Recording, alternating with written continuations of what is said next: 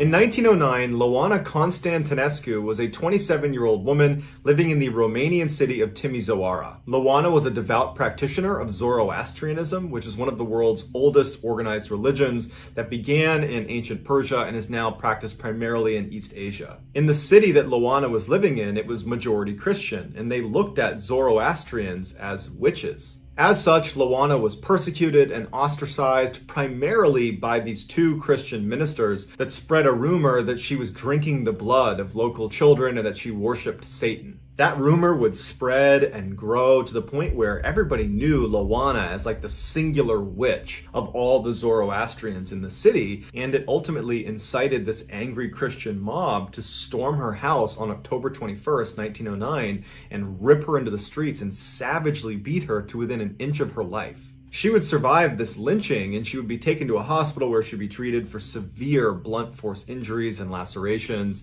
But after 2 days of being in the hospital, when she had not made a full recovery at all, she checked herself out and headed home. The next day, Ioana was found dead in her apartment, and her family and friends initially believed that she had died as a result of the injuries she had sustained from the angry mob, and that perhaps she had checked herself out of the hospital too soon and untreated. That's why she must have passed away early. But when the authorities arrived at her house and began looking at the scene, it did not look like she had died as a result of those injuries. It looked more like some sort of ritual suicide.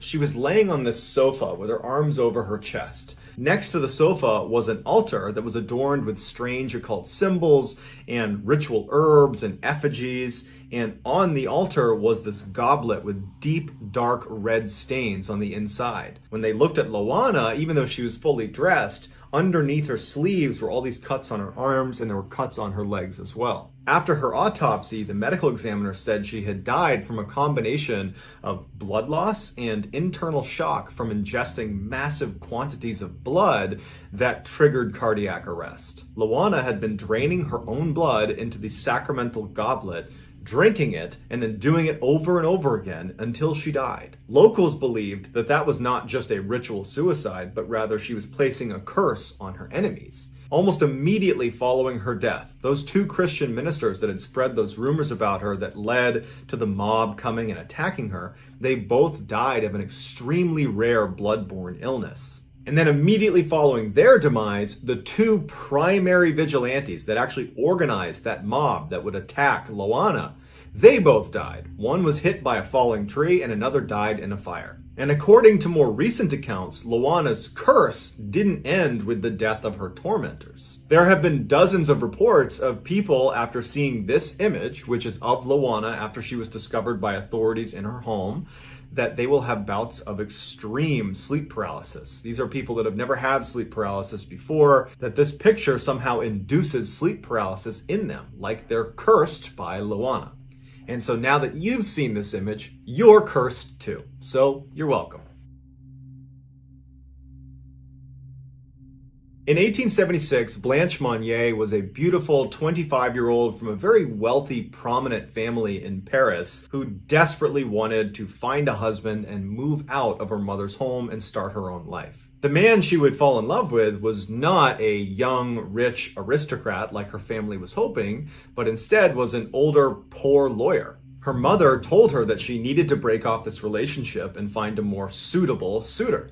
But Blanche refused and said she was in love with this man. When her mother outright forbid her from seeing this man ever again, she refused and began sneaking out at night to spend time with this guy and was away from the home quite a bit, just kind of escaping her mom. But during this tumultuous time where Blanche is very much at odds with her mother, Blanche would unexpectedly die. And since this is the late 1800s, people did that at a young age. They just unexpectedly died. And so her lover and her family and society mourned her loss, but ultimately time went on and people moved on. 25 years later, in 1901, French police received this strange handwritten letter that just basically states that the Monnier family has a very dirty secret and you should go check their estate out. Now, the Monnier family was in excellent standing in Paris. I mean, they were one of the more prominent families.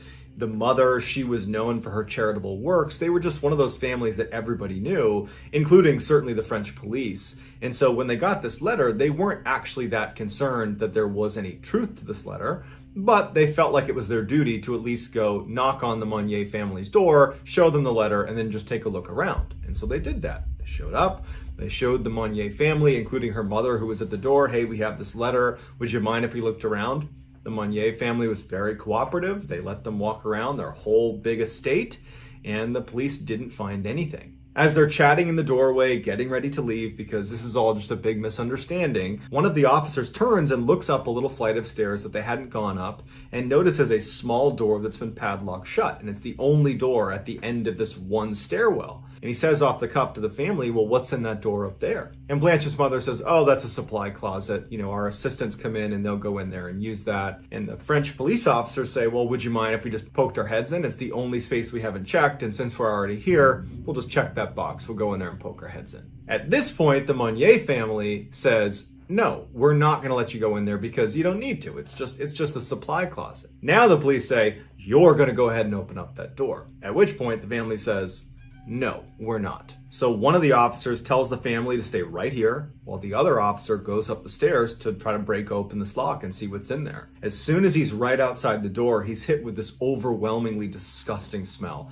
It smells like rotting flesh. It smells like death. He covers his mouth and he breaks open the lock and he opens the door, and there in the middle of this dark, disgusting smelling room on a rotting straw mattress is none other than Blanche Monnier. 25 years later, she is alive. She barely weighs 55 pounds and she's chained to a bed. She has not come out of those chains or moved off of that bed in 25 years. The smell was so bad they could barely be in there for longer than a few minutes at a time. But one of the officers immediately goes over and knocks down some of the wood that was blocking up the windows, and sunlight pours into the room, and it's the first time Blanche Monnier is seeing sunlight in 25 years. The reason she had been imprisoned in this room is because 25 years earlier, when she was fighting with her mother about not seeing this poor commoner, and she wasn't willing to break off the relationship with him, her mother told her to go in this room and said, you can't come out until you tell me you're going to break it off with this guy.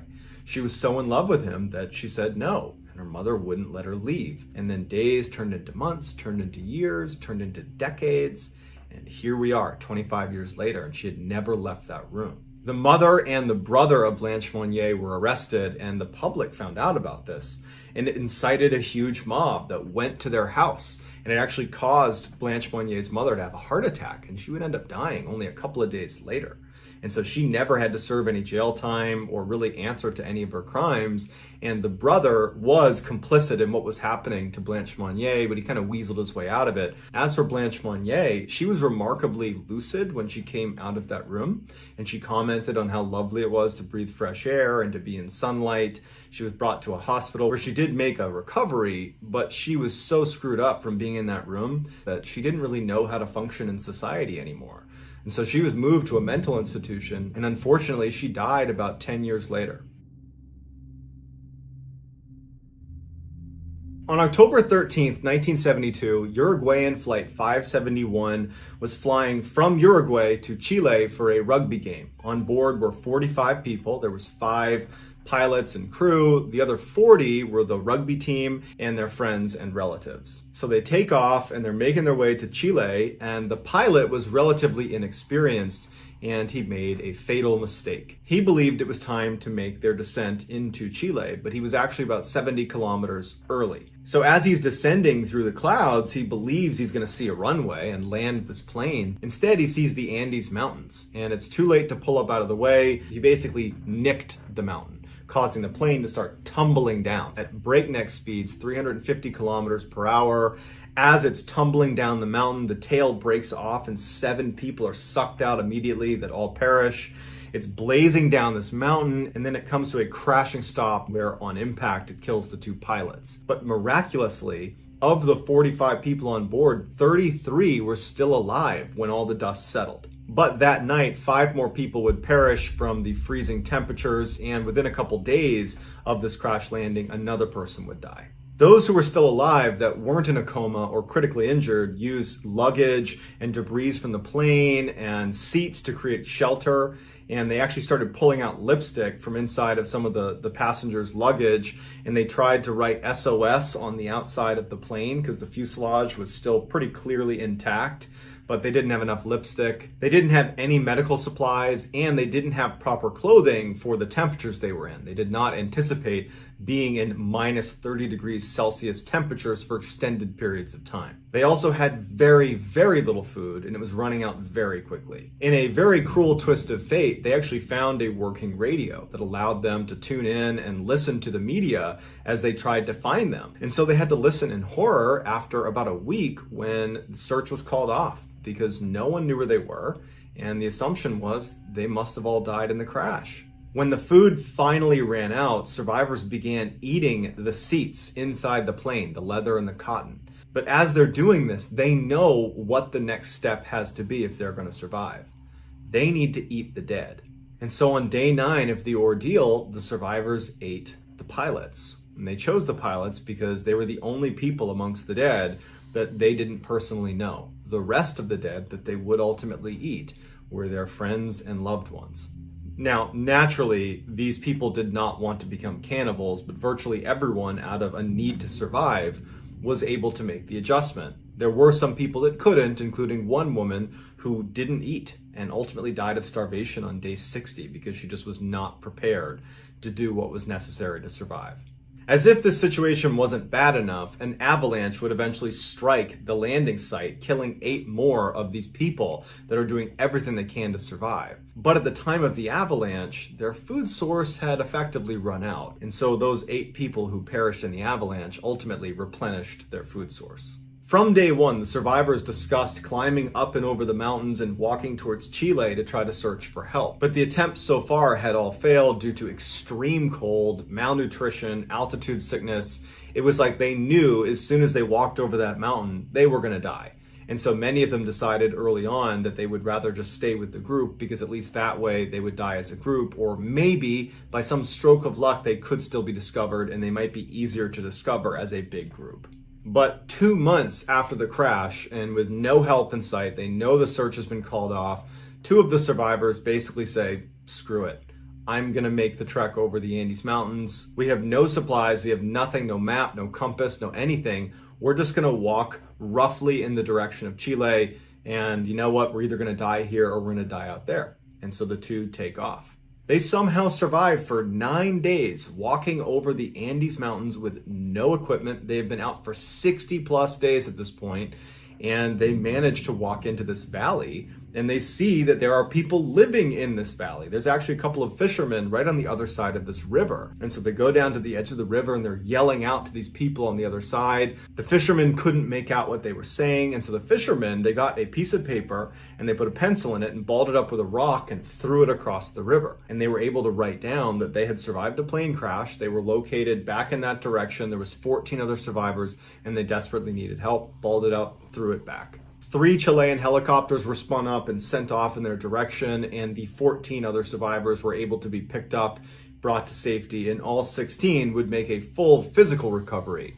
However, the most difficult thing they would ever have to recover from was becoming reluctant cannibals, which is something that haunts all of them to this day. And here is the famous final picture of inside Uruguayan Flight 571 just moments before they crashed into the Andes Mountain and had to go through that horrific 72-day ordeal.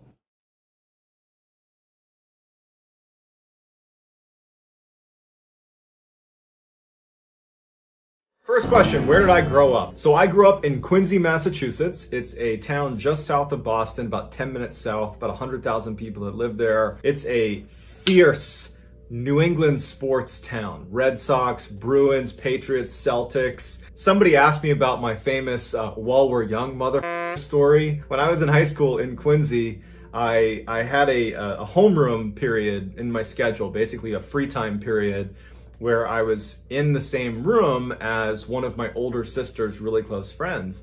And I just naturally sat next to her. There was nothing going on between us. I knew her because she's friends with my sister. And apparently her boyfriend really took exception to that. He thought that I was like hitting on her and trying to take her away from him. And I wasn't. I didn't even know this was going on. But either way, apparently it got out that I was like, hitting on his girlfriend. And so I was challenged to a fight. So Quincy, it's interesting because when I was growing up, street fighting was like a really big part of the culture. It was like a time-honored tradition that at some point you're probably gonna get into a fist fight with somebody and you gotta like defend your honor, you know? That's just how it was. And the people I hung out with, my circle of friends, they were really, these guys are tough, okay? Everybody knew these guys were tough in Quincy. I wasn't tough. I was around the tough guys. I wasn't a tough guy. And, but I thought of myself as being, you know, very tough. And so when it came up that Paul wanted to fight me, I'm like, I'm gonna beat the shit out of this guy. And I was like so confident. Never been in a fight. I've been around other people fighting, but not my own. And so the fight was scheduled for the day before Thanksgiving. This is my sophomore year of high school, and Paul was a junior. I remember on the day of the fight, I'm in the halls of my high school, and Paul was like this big time hockey player, and he's like the captain of the team, whatever. And I was talking so much crap about Paul, people started to kind of buy into the hype that I was like this secret tough guy, especially because the people I was around. And like all day in the halls, I'm like talking so much crap about Paul, and people would come up to me and be like, hey man, you gotta take it easy on Paul, dude. Like, he's a good guy. Like, don't hurt him. We need him. We need him for the hockey season, okay? Please don't hurt him. I'm like, yeah, I'll try not to hurt him. So we get up to this field, and I show up with this huge posse. 50 people that show up with me, and I'm like, you know, shadow boxing. I'm such an idiot. I'm like so cocky. We get up there and Paul's not there yet. And I'm like, this guy's pathetic. He's afraid of me. He's not even gonna make it here. And so like half an hour goes by and I'm getting even more confident. Like, yeah, he's just scared of me. And then of course, Paul shows up with no posse. He shows up with one guy, calm as can be, and he gets out and walks up this hill to where I am. I'm like, you know, at the top of this hill, like, getting ready. And I have this line where he's getting closer and closer to me, and he's late, remember? And as he's getting closer to me, I go, while we're young, motherfucker. Like as if I'm gonna beat him up, and then he's been so late. He proceeds to beat the shit out of me. The absolute shit out of me. In front of the whole school. And everybody heard me say my big line. Like, it was so outrageous that, like, not only did all of my peers know me for this, but even my teachers would come up to me like, hey man, how was that fight yesterday? So that was Quincy. That's Quincy in a nutshell. So the next question was, what inspired me to ultimately leave Quincy and become a Navy SEAL? Obviously to compensate for the loss to Paul. No, the truth is, I came from a family that was really, really successful. I came from a family where academic achievement was always heralded as kind of the pinnacle of success. And while I certainly had the aptitude to be a good student, I instead was busy getting my ass kicked by Paul on the day before Thanksgiving. No, I rebelled, you know, I didn't want to be an academic. But my way of rebelling was not to like put my energy into something else and be good at it. It was just to like be a lousy student and call that rebellion. And so by the end of high school, I had kind of so-so grades. I was a good baseball player growing up, but by the time I got to my senior year, it was like, So I kind of squandered baseball because I stopped really trying at all. My grades were pretty bad, and I just realized that, you know, I've kind of done nothing with my life. My mom, who's a professional writer, she ended up getting me into college. She wrote my college essay, and in fact, my grades were so bad, but my essay was so good that the college reached out to me and they were like, hey, you're kind of a non-traditional candidate here because your grades are awful. But your essay was so good, you can come to our school. And so I got accepted into the University of Massachusetts, located in Amherst, Massachusetts. I get to Amherst and I promptly fail out effectively after one semester. I was spending my time not going to class, and that's pretty much it. There was a big riot on campus that I may or may not have been involved in, and there were some images of me, and so I had to withdraw from the school to avoid failing out / getting in trouble for this riot. And I remember I came back home, and I'm literally living in my mother's basement, and it really dawned on me now that like I hadn't done much at the end of high school, and my mom had hooked it up and got me into college. Now I've blown that too. I remember feeling so pathetic. What have you done here? You are a joke. So I decided that I didn't want to be a failure anymore. I wanted to do something with my life, and I figured the first step is graduating college. And so I ended up getting into another school locally in Boston, so the University of Massachusetts, Boston, so different campus. For 3 semesters went there. I worked at a gym in the morning at like 5 a.m., checking people into a gym, and then I would take the train in to Boston, take some classes there, and then I'd come home and stay in my mom's basement. It was a really important time in my life because it was like the first time I was holding myself accountable. I had no sympathy from my mom or my parents. They're like, you screwed it up. You can figure out college, do whatever you got to do, but you're getting your life together on your own, which was something I needed in my life for sure. It was around this time that I started thinking about the military, because a lot of my friends in high school had joined the Marine Corps and gone overseas to Iraq and to Afghanistan, and I really idolized them. And I always had a real interest in the military, and it was around this time, these formative years, where my mom, of all people, her best friend's 2 brothers were both retiring Navy SEALs. And my mom was like, well, why don't you go talk to them about the military? And I'm like, wow, that's so cool. I've like played Navy SEALs in video games. And so I went and met with them, and I was just so taken with them as people. The thing with Navy SEAL training, if you don't know anything about it, it's incredibly accessible. Anybody, for the most part, can try out, but almost no one makes it through the rigorous training. I'm generalizing, but that's kind of how it works. So in order to succeed in the training pipeline, which is very long, very difficult, you just got to be able to suck it up and suffer for a really long time. And if you make it through all that, you can become a Navy SEAL. And it's kind of like you're reborn in a way. And that's the way they were talking about becoming a SEAL. It's like whoever you were before you became a SEAL kind of goes away and you become something new. And it really spoke to me. And I was at that point in my life where I was just starting to get my life back together, taking classes and trying to graduate. And it just seemed like I had suddenly discovered the thing that was perfect for me. If I could just get through Navy SEAL training, I could be in the military, which is something I was interested in. I would be able to also kind of overwrite a lot of the bad decisions I had made and a lot of the mediocrity in my life, so that when people look back at me, it will not be the guy that could have done a bunch of things but ultimately didn't. And it would instead be, man, that John Allen, he really got his act together. And that worked for me. That was enough. But I stuck to college. I did end up graduating college. I would actually go back to the University of Massachusetts at Amherst in Western Mass. That's where I'd meet my wife, Amanda. We started dating while I was out there, and I graduated college, and then I immediately went to a recruiter and I joined the Navy and went off to SEAL training. The training to become a SEAL, it's very, very long. Basically almost 2 years of training. 15% of people will be successful and actually become SEALs. But you got to remember that the initial pool of people that are in that statistic are highly qualified. One of the questions was, what's the hardest part of SEAL training? For me personally was a test called Pool Comp, where it's about the halfway point of selection phase, which is called BUDS, or Basic Underwater Demolition SEAL Training. And there's a 20-minute test where you basically show that you can withstand an underwater emergency with your scuba tanks on. So really what happens is you go underwater and you stay there for 20 minutes while instructors come down and turn your air off and rip the hoses out of your mouth. But every time they're like assaulting you, you got to go in the fetal position and like wait for them to stop tying knots in your hoses. You might see your mouthpiece over here, but you got to go through the same procedures. Reach back, you do all these different things to regain your air source. So you end up becoming quite hypoxic, so you're very low on oxygen. And so of the 20-minute test, really you're spending about half of that without air. Really the whole point of the test is, do the procedures, but show you can keep your composure. And I was just horrible at this test. Full panic mode, like no composure. I was like the poster child of what not to do.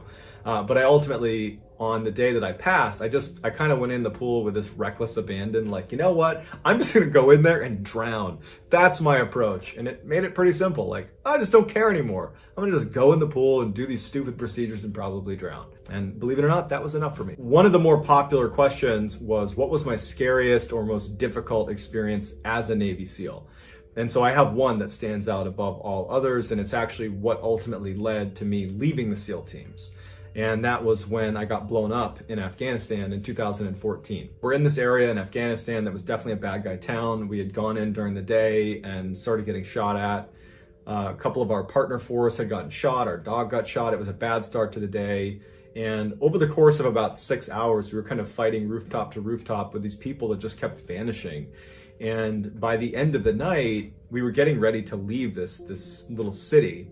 We had all we, as in our SEAL team, our platoon, had broken up into little groups called fire teams, like pockets of 5, 6 people out of the 25 of us that were there. And my fire team, not mine like I was in charge, I was just in this fire team. We were located on a section of the city, kind of closer to the exit of the city. And as we're getting ready to leave, one of our drones spots a group of people, not Americans, not SEALs, that are located near the exit, and our fire team was nearest them. And so we decided, our fire team, we would just go over and scout out who these people were, because we've been getting shot at all day and we don't know where people are anymore, and we're worried that if we don't inspect this group, that they could be planning an attack on us when we try to leave, because we're getting ready to leave here. So we end up walking down this alleyway, and we're going down this like T alleyway. When we get down the stem here and reach the head of the T, if you will, we're expecting to be able to look over this wall and look out across this field and see this group of men that are hiding. But when we got down to the end of the alleyway, they weren't across the field on that wall. They were on this wall, like a foot away from us, on the immediate other side of the wall. And they hadn't heard us sneak up, and they were, enemy combatants, and they had grenades with the pins already pulled out as a defensive mechanism in case they were compromised. And in the craziest few seconds of my life, grenades are coming over the wall, there's shooting happening on both sides. The grenade actually came over and hit my shoulder and landed next to me and detonated. And I remember kind of getting up and looking around, and it's just chaos. We're in this like tight little alleyway, and there's just gunfire everywhere. And I was just expecting to either die from bleeding or have one of the bad guys come from around the wall and finish me off. I tried to stand, I couldn't stand. Somebody came over and dragged me around down that T section. I'm down here now. And so he told me to put my tourniquets on. It's a device that helps you stop bleeding. And then he went back down to help other people. I couldn't get my tourniquets off of my kit. I couldn't put them on. I was bleeding to death. And I remember thinking about my wife, and I went deaf and blind. And I remember being like, I'm gonna die in Afghanistan. It was not so much a matter of will I die, so much as I'm currently dying. It's interesting, your body, your brain is acutely aware when something really bad is happening. And it's more matter of fact than anything else. As I'm preparing to die, I remember just wishing that my wife and I had started a family before I deployed, because we actually kind of pushed it off and said, let's get through a deployment, and then, when you come back, we can think about having kids. And so I just was like, man, I wish I had started a family. And then I passed out thinking that would be the end. But my medic was an all-star. He ran over, and while I'm laying there, was able to stop the bleed. My interpreter laid over me and protected me, because we're still in the middle of a gunfight. I was worthless. My teammates were able to call in airstrikes and call in medical support, and we were able to hightail our way out of there. And I was saved thanks entirely to my team. The most popular question is, how did I become inspired to go from all that to telling scary stories on the internet? It's been a bit of a journey. I got medically retired in 2017, and I co-founded and was the CEO of a charity called Elite Meet, which is this organization that helps Navy SEALs and other elite special operators get jobs in the private sector. It was built in large part to help me get a job. Ironically, my job became running a service that helps people get jobs. But I did that for a few years. I'm still on the board of Elite Meet. I also co-founded a kind of the opposite of Elite Meet. It's called Operators Association, and it helps aspiring special operators. It's like a mentorship platform for them. It's on Patreon, and we help them become special operators. So kind of hitting on both ends of the spectrum, and I'm still a partner over there. And so while I was building those two companies, I saw a need to really leverage social media to get the word out about your companies and what you're doing. That's what everybody does.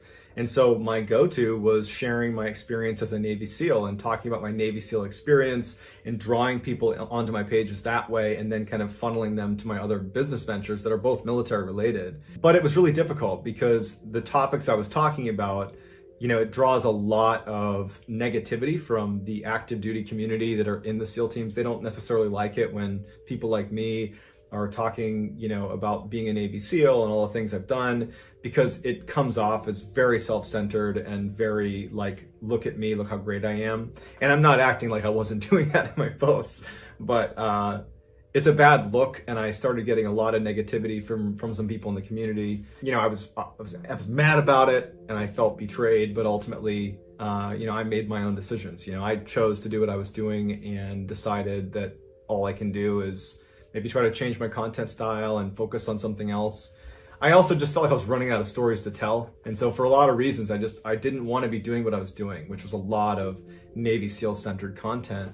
And on a whim, I posted a story on TikTok about the Dyatlov Pass incident. These Russian hikers go off into the wilderness, get lost, and everybody speculates that like some monster killed them or something. I'm interested in this. I've always been interested in spooky, you know, mysterious stuff. I find myself researching that on my own. So I'm just interested in this. And so like out of left field, I'm doing like Navy SEAL content, Navy SEAL content, Navy SEAL content, Dyatlov Pass, Russian hikers go missing in the mountains in the 1950s. But it went viral on TikTok. So I was like, that's great, I'll do another one. And I started posting some stories, more and more stories about like scary stuff and mysterious unsolved mysteries. And it really took off. I think in part because I'm really, really passionate about telling stories, one, but specifically I'm really interested in strange, dark, and mysterious content because I had either a really intense sleep paralysis story or a paranormal one, or maybe some combination, but you can check it out. It's one of my more popular videos on my YouTube channel. It's just what I saw in my room still haunts me. My TikTok really blew up. It's at 6.6 million followers now, which is just mind-blowing to me. And I've transitioned over to YouTube so that I can make this a career. I can actually go full-time on YouTube, and that's what I've been doing now for the past 2 months. A lot of people ask, what is it like to be a YouTuber? It's unbelievable how much time goes into this.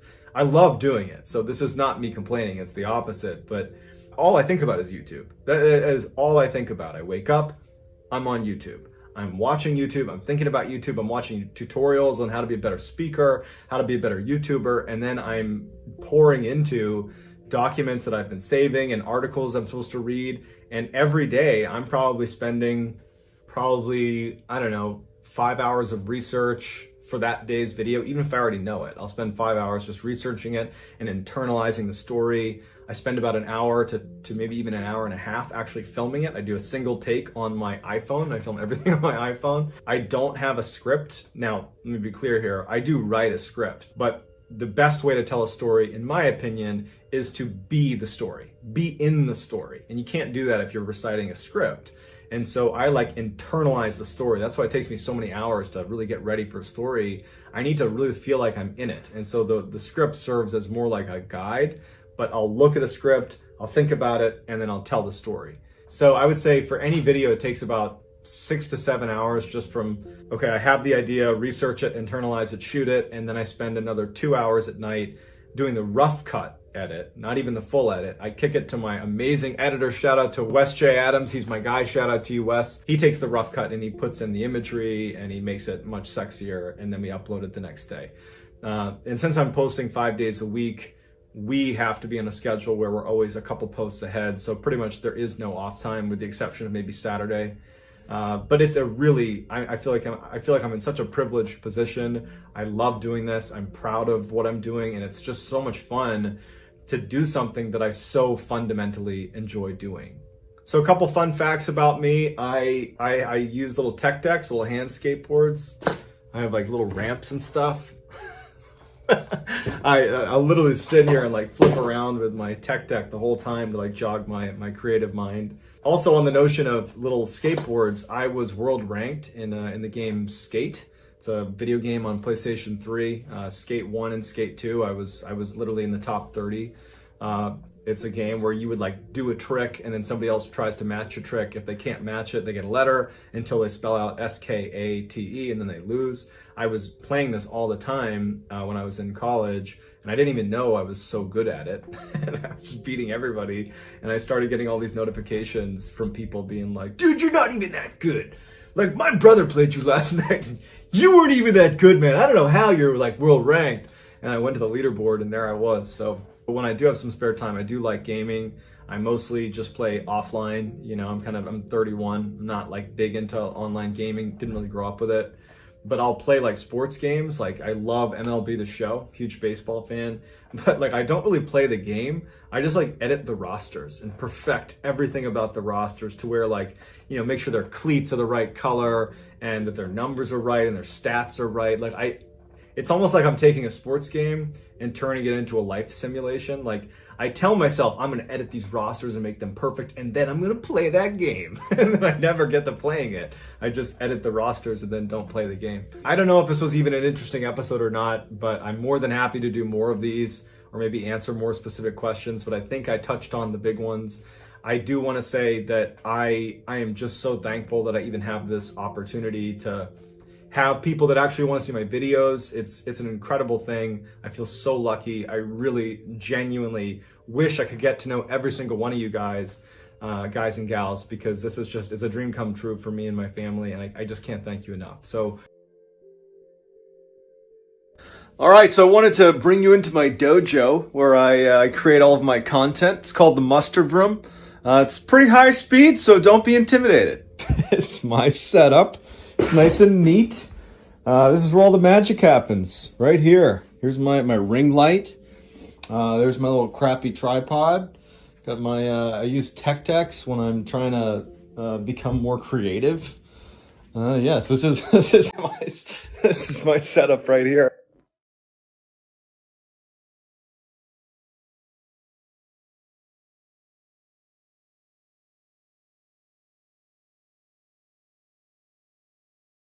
In 1985, Kevin O'Keefe was a 36-year-old outdoor enthusiast that lived in Sacramento, California.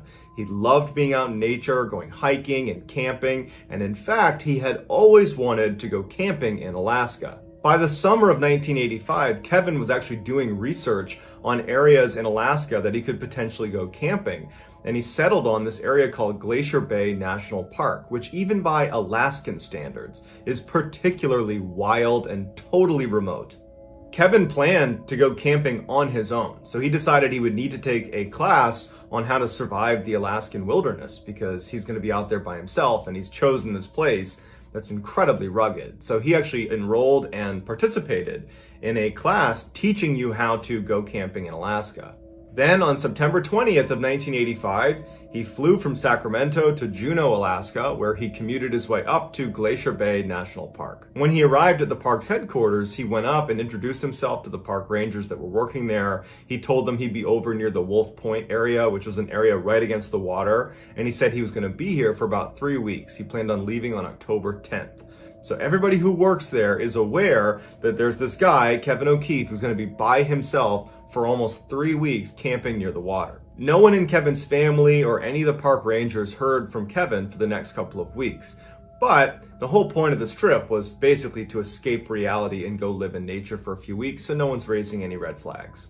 A few weeks later, on October 8th, which is 2 days before Kevin said he was planning to leave the park, which he told park rangers and they knew he was there, a couple of park rangers were in a boat patrolling some waterways around Wolf Point, which is the area where Kevin was camping. The rangers decided to take a bit of a detour to get inside of Wolf Point and actually check in on Kevin and just see how he was doing, because they knew he was out here by himself. They're making their way down, and as they turned this last corner where they could finally see Kevin's sight, immediately they knew something was wrong. The first thing they noticed was Kevin's tent was not in the area that it was supposed to be in. There was kind of a designated spot on the soil where you'd place your tent, but his tent was actually down a few meters on this beach that butted up against his campsite, and some of his gear was outside of his tent. Not strewn everywhere, but outside of his tent, like you had placed it outside. As they're looking at his tent, they realized that the top strut that kind of held the top of the tent together was folded down. It looked like it had broken right in the middle. They called out for Kevin, he was nowhere around, and they kind of rationalized what they saw. They thought, you know, he's leaving in a couple of days. My guess is he's probably preparing his campsite for an exit. Maybe he went out to, go on a day hike or something. I'm sure everything is fine. So they leave and come back the next day just to double check. And when they arrive, there's been no change. The tent is still sitting down on the beach with that strut collapsed. His gear is sitting outside of his tent like his sleeping bag and sleeping pad. It's clear that Kevin has not been to this campsite since the last time they saw him, which was 24 hours earlier. So now they're outright concerned and they decide to launch a search for Kevin. They began flying little airplanes over the area where Kevin's campsite was and the surrounding areas. No sign of Kevin. They brought ground searchers with dogs onto his campsite. They're looking everywhere. No sign of Kevin, but they did discover at his campsite that virtually all of the equipment you would expect to be at a campsite in Alaska of someone who's staying there for a few weeks, well, it was all there. He had his backpack fully packed as if he was going to go on a hike. It had food, it had extra clothes and water. It was all packed right up against a tree. All of his sleeping equipment and his cooking equipment. And oddly, there was lots of food that Kevin still had left at his campsite that was out in the open. And no animals had touched it, which is a complete anomaly. As they began searching the outer areas of his campsite, dogs were able to locate Kevin's boots, his glove liner, and his hat. They were tucked away in this gully about a half-mile away from this campsite. That they were not visible to the naked eye. It took dogs finding it to locate these items. After finding these items, the early speculation was it looks like Kevin was attacked by bears or some other predator. But the park rangers, who knew this area extremely well and had seen other bear attacks, said, I don't think this is a bear attack because there's no sign of a death struggle anywhere at his camp. If you get attacked by a big predator, you're going to fight for your life to save yourself. You're going to grab onto things and flail around. It's fairly obvious, and there's none of that. There's also no blood or remains or any indication that someone was hurt in this space. And if an animal had come into this camp and attacked Kevin and eaten Kevin, they certainly would have taken the food that was out and about in the campsite. But none of the food was touched. As the investigation continued, rangers would say how strange it was that no wild animals are coming into this campsite. There's no activity. There's nothing in the area. It's like the animals are staying away from Kevin's campsite. When they couldn't find any sign of Kevin, the investigators went to speak with Kevin's family and asked them, did he have any signs that he was looking to end his own life? Do you have any information you can give us about him? And they said, no, he was really happy, well-adjusted, excited about this trip. He had taken a class to prepare himself for this trip. He told us that he planned on taking a couple day hikes, but no overnights. And he had no plans to meet other people while he was there. He was just looking to be on his own in nature. But after just a few days, they had to call the search off because there was no sign of this guy. He was just gone. Knowing that all of Kevin's gear was still located at his campsite means he did not leave to go on one of those day hikes that he had told his family that he might be going on. Because going into the wilds of Alaska without your gear is a death sentence. So Kevin must have been at his campsite when something horrible happened to him. But we know it wasn't an animal attack because there was no sign of that and no animals were coming near this campsite. So if it wasn't an animal attack, then what was it that caused his tent to shift down to the beach and have his gear strewn about on the sand and have his boots and glove liner and hat be located a half-mile away in some gully? And where's Kevin? In 2000, Patrick Whalen was 33 years old, and he was described as being an outdoor enthusiast, bordering on full-blown survivalist. He had hiked thousands of miles across the Pacific Crest Trail and had spent hundreds of hours camping inside of national parks, in particular the Glacier National Park in Montana. That was his absolute favorite place to go. In fact, he spent so much time there that the park rangers recognized him and knew him by name. On November 2nd, 2000, Pat was driving in Kiowa Junction in Montana when he hit a deer. Witnesses say that he stopped his truck, he got out, walked over to the deer, pulled it to the side of the road, took a pillow out of his truck, put it under the deer's head, and then he went and got food from his truck and put it near the deer's mouth, and then he just walked away. He abandons his truck. It's unclear whether his truck was not operational at this point or if he was just abandoning his truck, but either way, his truck would get towed the next day. 6 months after the deer incident, Patrick's father called the park rangers at the Glacier National Park in Montana, and he said, I haven't heard from my son in months, and I'm worried about him. I can't get in touch with him. If there was one place he would be, it would be at your park. Have you seen him? The park rangers, who again, they all knew Pat, they said, we haven't seen him, but we'll keep an eye out for him. A couple of weeks later, 2 of these park rangers are out on a routine patrol through the park when they come across a very odd scene. They saw this blue tent sitting in the middle of this campsite. There's no one around it, and the middle strut that held the tent together was collapsed. They yelled out to see if anybody was inside the tent to make sure everything was okay, but no one calls back. They walk over to the tent itself, and they can tell that this tent has been out here for some time. It looks very weathered and sun-bleached, but there's no tears in the fabric, and all of the zippers are shut. When they opened up the tent, there was no one inside, but there were all the things you would expect to find inside of a tent at a campsite. Water, food, stove, boots, clothes, it's all in there. But again, the tent is collapsed, and based on the pattern of sun bleaching on the outside, it had been collapsed for some time. When the park rangers filed their report about what they found, they noted that it was really odd that no animals had ransacked this tent, because clearly it had been sitting here unoccupied for a while and there was food in the tent, but no animals had touched it. Authorities show up and they begin searching the area for Pat. There's no sign of him. They bring out cadaver sniffing dogs.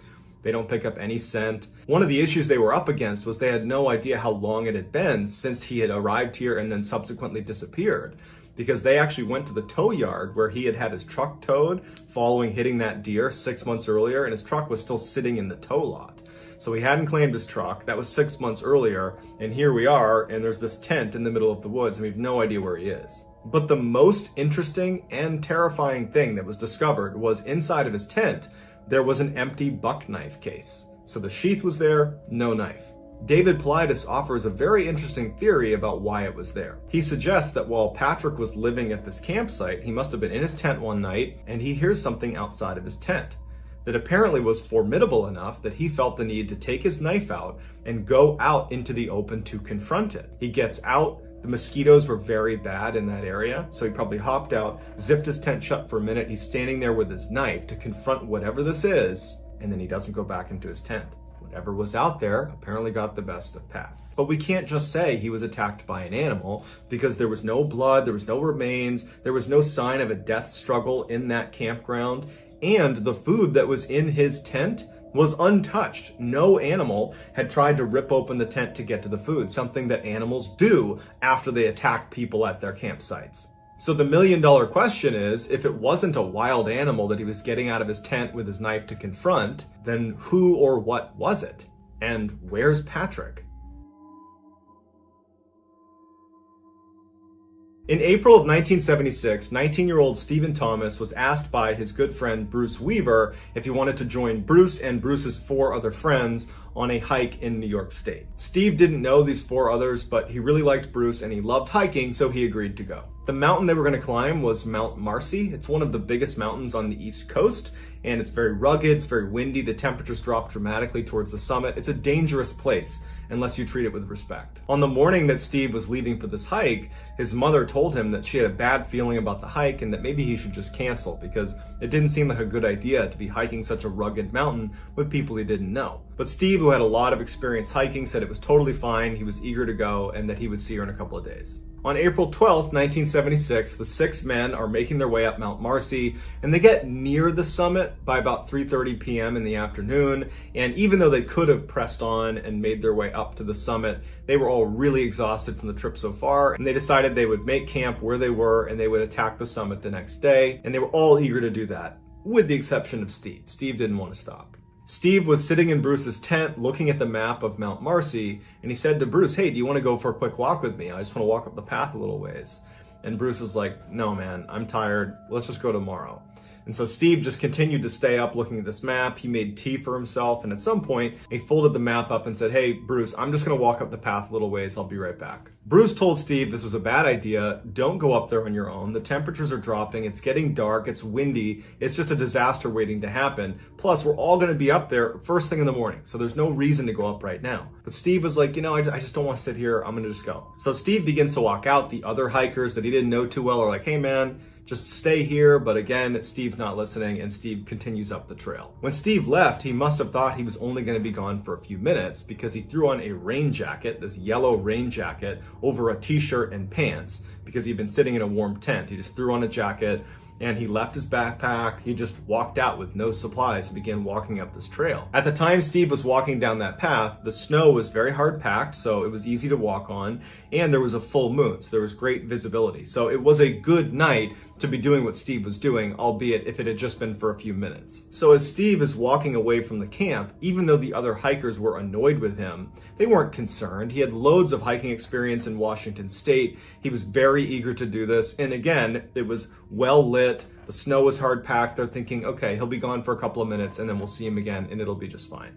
After about an hour, it was dark and the temperatures are now well below freezing, and Steve has not come back yet, and he was not dressed for the sub-freezing temperatures. So the hikers walk a little ways down the path and they're yelling out for Steve, but there's no response. They decide that they have to go up the path and look for him because the conditions are gonna kill him if he doesn't come back and get in his tent soon. When they go back to their tent to get some of their equipment to go make this trek to go find Steve, one of those 4 hikers that Steve did not know particularly well had brought his dog along for this hike, which apparently he always did. This dog was highly energetic, went everywhere with this guy. He loved hiking. Anytime the dog could go out and go run around, it would do it in a heartbeat. And when this hiker went in his tent to not only get his own gear, but to get his dog and bring his dog with him to go look for Steve, the dog refused to leave the tent. In fact, it cowered in the back of the tent and acted like it was scared of something that was outside of the tent. The dog's owner would tell investigators later that he's never seen his dog act that way.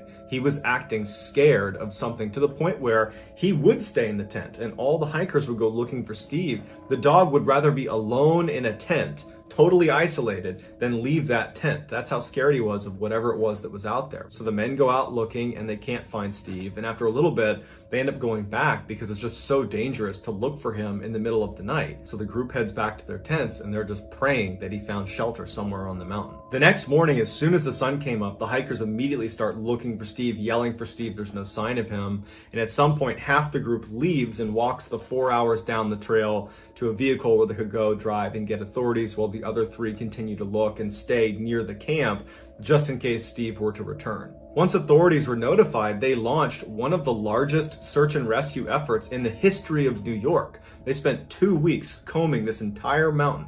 Helicopters, dog teams, searchers on the ground, they are looking everywhere. There is no sign of Steve, even though he had this bright yellow jacket on. They can't find anything. He's just totally gone. After the official search was terminated after about 2 weeks, Steve's older brother, Bob, who was 26 years old, in amazing shape and very close with his brother Steve, he quits his job and moves to the Mount Marcy area and spent a whole year searching every inch of this mountain. Veteran park rangers at Mount Marcy would joke that Bob knew the mountain better than they did. Bob had apparently walked over 2,500 miles on Mount Marcy and had summited 600 times or more, and every time he would take a different route and search all along the mountain. He has looked everywhere and he can't find his brother. Although Bob would never find his brother, he did locate the remains of a hiker who had gone missing 3 years earlier, so he was able to provide closure for that family. So why did Steve feel the need to walk up this trail in the first place? And then what was the dog so scared of after Steve vanished? Because the dog never acted that way, but suddenly something was so terrifying on the outside of their tents that it abandoned its owner and huddled in the tent in fear. And then how could Bob have missed his brother Steve, who was wearing a bright yellow jacket after combing every inch of this mountain? The only logical answer is that Steve is not on the mountain. But if he's not on the mountain, where is he? So like all of the missing 411 cases, we don't know what happened to these people, and we probably never will.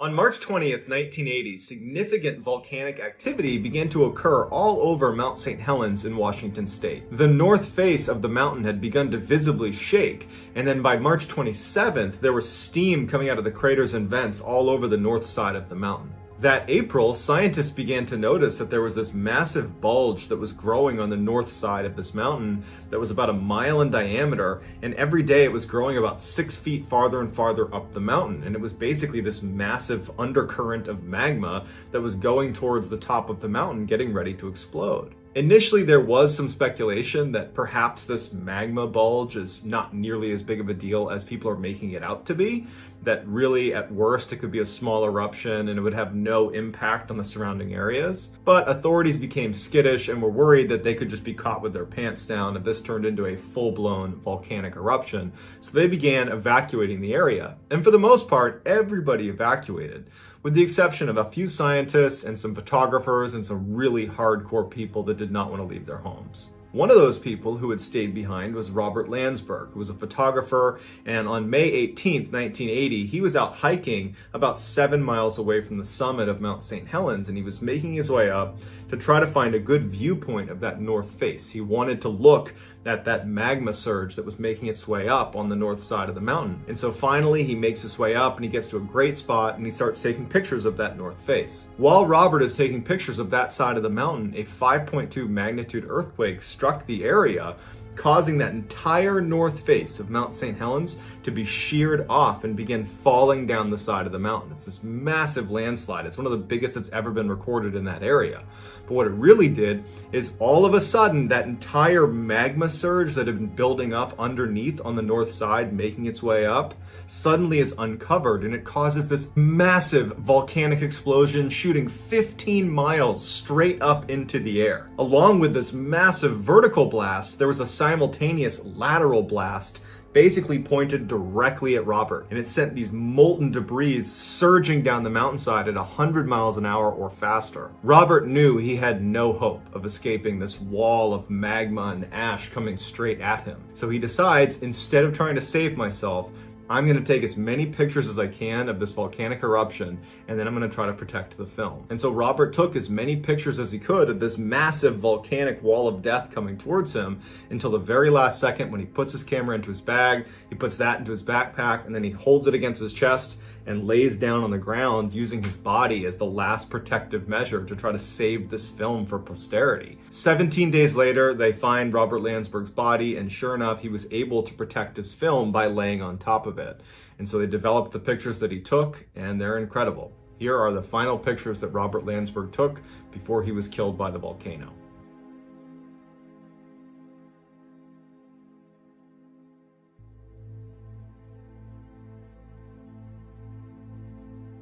On September 21st, 2014, Darsh Patel, who was a 22-year-old college student, was out hiking in a New Jersey state park along with 5 of his college buddies. As they were about to head down a particular trail that they had actually gone to this park to go down, a man and woman come charging up the path towards them. And so Darsh and his friends stop, and they're looking at these two people who look totally distraught and scared. And the man and woman immediately say, "Hey, don't go down this path. We were just down there, and for the past 10 minutes, a black bear has been stalking us in the tree line. We don't know where it went, but we got up here, we turned around, and it was gone, but we would not suggest going down this path. It's just not worth it." Darsh and his friends tell the couple, "Thank you for giving us the heads up. We were actually going to go down that path, and so I guess now we won't." And so the couple, they quickly leave, and Darsh and his friends are sitting there thinking, well, now what do we do? Because this was the trail we were going to go down. This is why we're here. As they're standing there, they start talking about, well, maybe we just go down anyways. There's 6 of us. I highly doubt that a bear is going to come out of the woods and attack 6 people, especially a black bear that is not known to attack people. Why don't we just walk down a ways, and if we see the bear, then we just turn around and leave. And if we see the bear, might make some good pictures. Let's just go down there and see what happens." And they start walking. And sure enough, about 10 minutes into their trip down this trail, they see this massive bear parked right in the center of the trail about 250 meters away from where they were.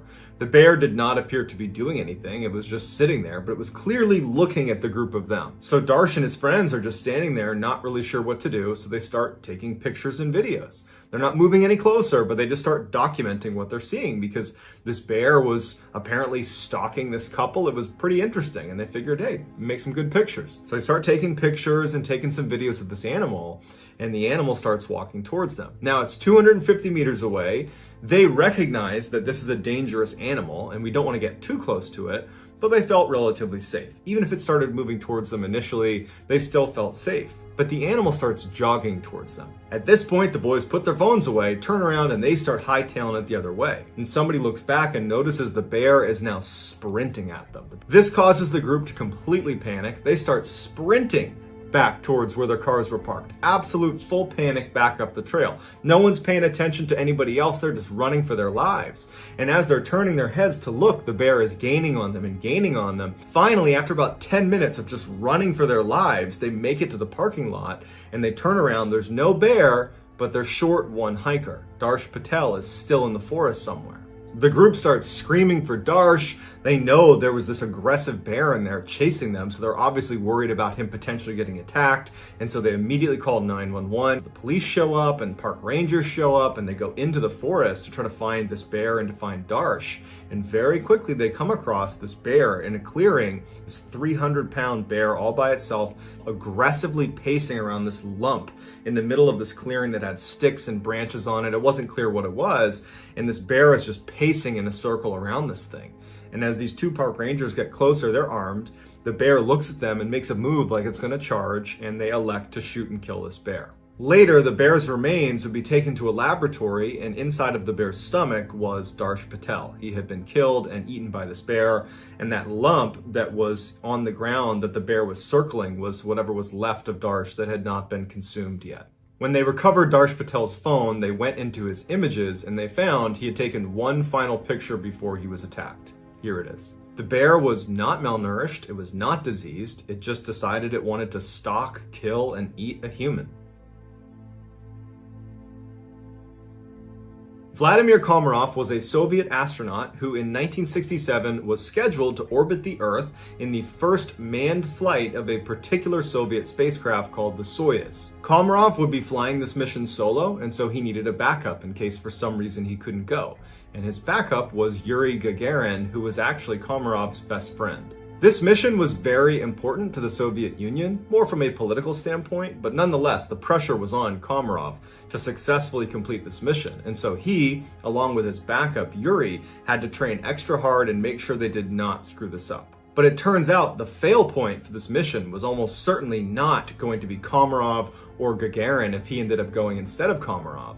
It was going to be the spaceship itself. Gagarin, along with a host of engineers, did a full-blown inspection of the Soyuz and found 203 significant structural problems, and they all recommended postponement of this mission. But their recommendation was ignored because, again, this mission was so politically important to the Soviet Union that they were effectively ready to risk their astronauts to make it happen. When Komarov found out about all these structural issues and the fact that the powers that be were not even listening and were basically saying, we don't care, you're doing this mission anyways, he was crushed, and he told a KGB agent that he was certain he was going to die. And this KGB agent would later say that he asked Komarov, well then why don't you refuse the mission? And Komarov said, if I refuse the mission, they're going to make my best friend go, and he'll die up there, so I have to go. Gagarin pleaded with Komarov to relinquish the role, let Gagarin go instead of him, but Komarov was staunch. He said, I've been given this mission, I'm going to go, you're going to stay here.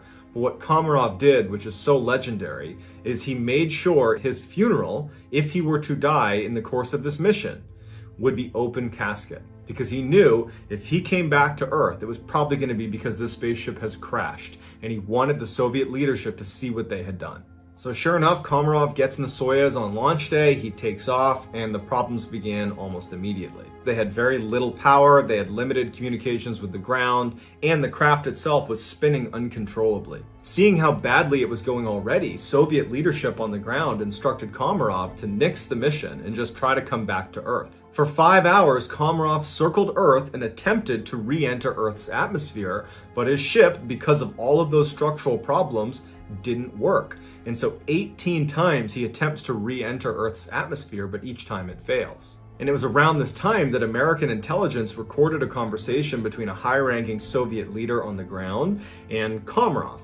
And the leader on the ground is basically crying and saying they're so sorry to Komarov and that he's going to be a hero. They got his wife to come on, and his wife is talking to Komarov, and Komarov's telling her, what to do with the kids, what to do with his estate. He's perfectly fine and healthy, but the craft is doomed, and everybody knows it. Then that call ends, and Komarov, on his 19th attempt, is able to re-enter Earth's atmosphere, which everyone was pretty surprised he could even do that, but his parachutes failed. As Komarov is plunging to his death, Over the radio, he's cursing the Soviet leadership that doomed him by putting him in a botched spaceship. And so sure enough, on April 24th around 7 a.m., Komarov's craft smashes into the ground, killing Komarov. And when they open it up, it's clear what happened to him. He didn't die on impact. He basically burned alive inside of this capsule as it was careening down towards the Earth. And so all that's left of him is this charred pile. But because Komarov explicitly stated that they had to have an open casket funeral, specifically because he wanted the Soviet leadership to see what they had done to him, they had to hold an open casket funeral with just these charred remains. And here is the famous picture of Komarov's funeral, where the actual Soviet leaders that put him in that spaceship that was doomed, here they are viewing his open casket funeral.